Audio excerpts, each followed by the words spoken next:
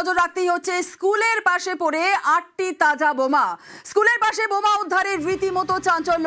ভোটের দুদিন আগে বোমা উদ্ধারে চাঞ্চল্য। কোথা থেকে এলো এই তাজা বোমা, কি জানা যাচ্ছে? আরো বিস্তারিত জানবো, আমাদের সঙ্গে রয়েছেন আমাদের প্রতিনিধি জিয়াউল আলম। জিয়াউল, কি জানা যাচ্ছে?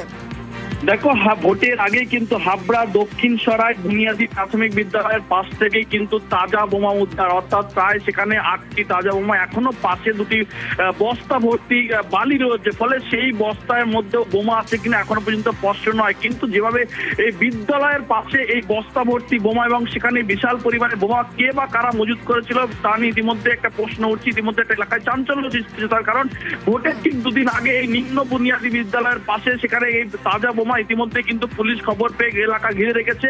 কিন্তু কে বা কারা ভোটের আগে এই ধরনের বোমা মজুত করেছিল, তাও বিদ্যালয়ের পাশে, সেখানে কেন এত পরিমাণে বিশাল বোমা, সবটাই খতিয়ে দেখছে পুলিশ। ইতিমধ্যে এলাকায় ঘিরে রাখা হয়েছে, কিন্তু কে বা কারা বোমা ভোটের আগে বোমা রেখেছিল, কি সন্ত্রাস করার জন্য কি এই বোমা, সবটাই কিন্তু খতিয়ে দেখছে পুলিশ। বলে কে বা কারা রেখেছে সেটাও যেমন তদন্ত করছে, এবং এতগুলো বোমা বস্তার মধ্যে এখনো কি বোমা আছে সবগুলোই খতিয়ে দেখছে পুলিশ। জুনেলা, বেশ, ধন্যবাদ।